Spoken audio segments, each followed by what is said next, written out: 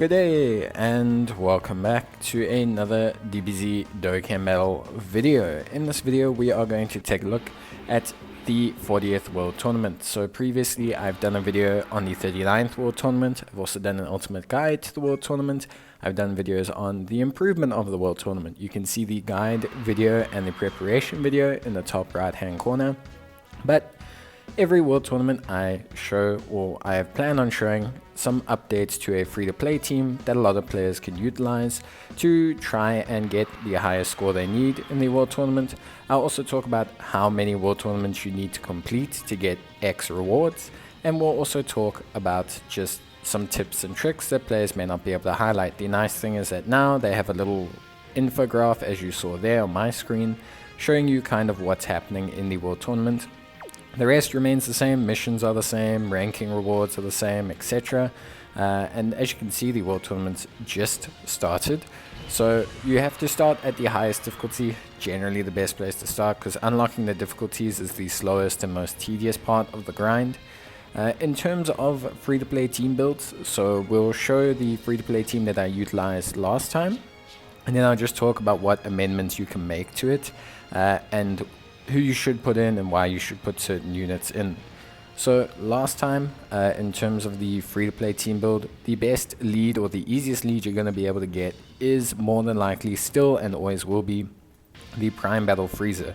At least until such point that we get some better kind of 90% lead for the units that we're using, he's going to be the best. Next we'll have Second Form Freezer, we'll have the Interadits, as those are two very good AoE units. Krillin, the physical Krillin, fantastic unit. AoE, especially when he's facing against 6 or more enemies. We take Roshi because he can link with Krillin very well. And then you can take the Ella Great Saiyaman. This was the team I did before. It's a very nice team, especially for free-to-play players. A lot of them are pretty easy to get. Most require just events, Prime Battle LRs, friend summoning. There's nothing too difficult here. Not that it's like incredibly easy, but it is a very doable team for free-to-play players. Now, if we want to talk about potential upgrades to the team, remember that the most important thing you need for the World Tournament is the all-target super attack effect.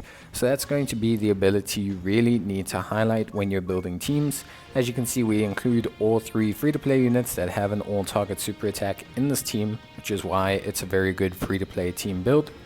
In terms of replacements, the LR androids 17 and 18 are a good replacement as a support instead of the Great Saiyaman.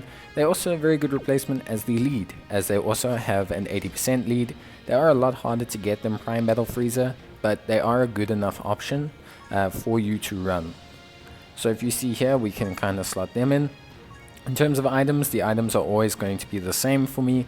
You're going to want Ghost Ushers to skip turns, you're going to want King Yemas for 50% turn damage reductions, and you're going to want obviously Bubbas so that you can turn super attacks into normal attacks, which you will use in conjunction with King Yema, and also you use Emperor Pilafs. That's generally the items I use. I don't really ever change up the items that I use. And in terms of friend lead, obviously number 1 is going to be Strength Broly. Please make sure that you check the SA level like I have here. You can also use the physical full power Broly or the movie bosses Broly as well. He's a very suitable replacement. But that's going to be it. Pretty straightforward, pretty easy. That's kind of the stock standard team. There are some nice change-ups. Like I said, you can use the LR androids as your lead, as they're an 80% lead, so that's a pretty nice lead to utilize. And then also there's this Goku as well, and this Gohan Kid. So if you have managed to complete the first set of ESBR, you'll have Gohan Kid, who's a all types 120% lead. So that includes extreme and super. Same with this Goku. They're very good leads to put instead. That extra 30% helps. And also this physical Goku, he's an all allies, key +3, and attack and defense of 30% lead, which is really good. And so yeah, not too bad. Pretty like solid addition to the team.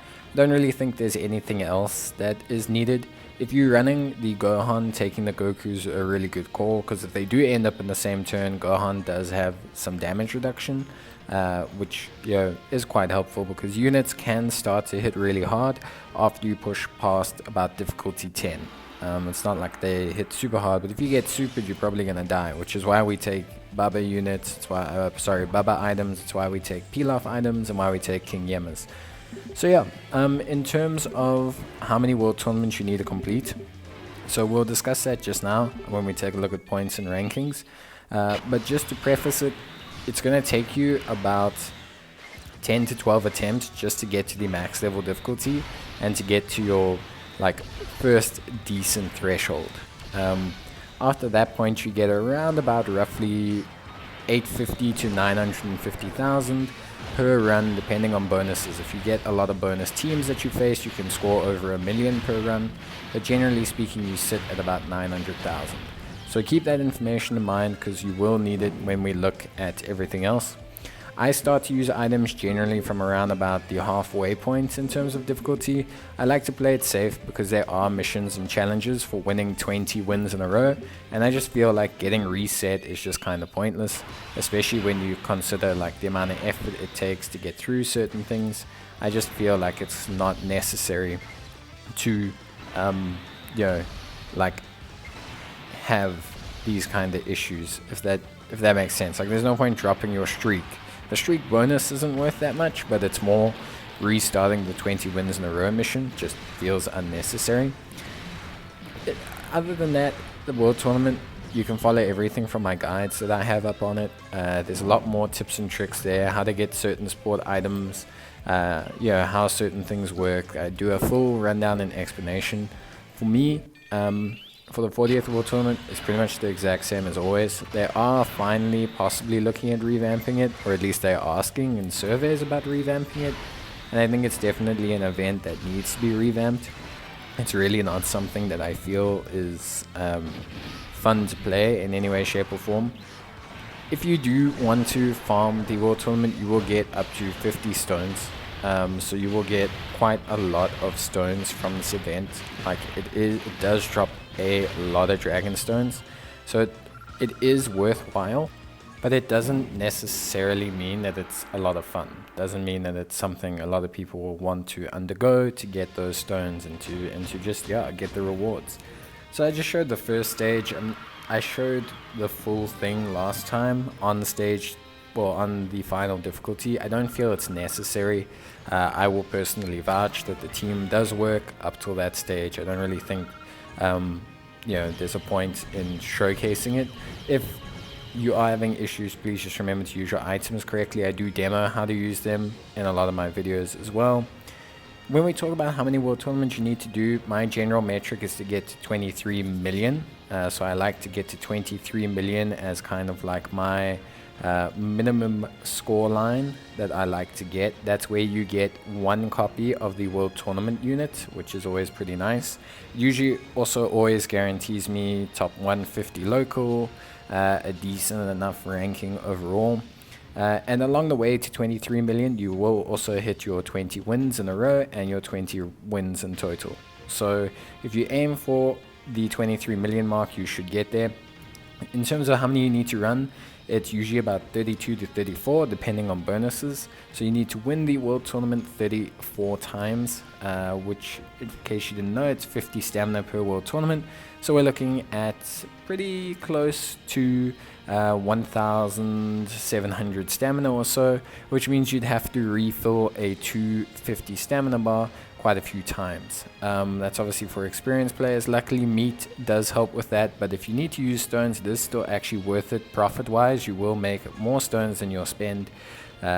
Also for new players, there is quest triple XP, so you can use that to level up, complete a couple world tournaments, and then go back to 23.8 and level up, which is pretty helpful.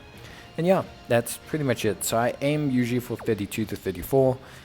If I want to hit the Grand Kais or maybe go a bit higher, I go then for about 41.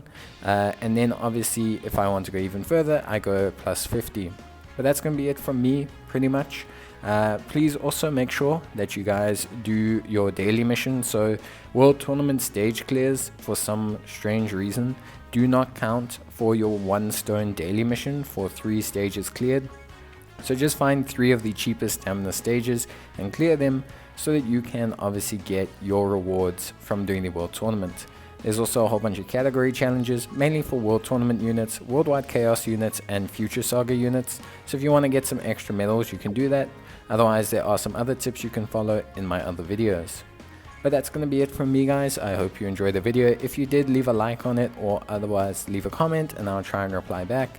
As always, thanks and bye.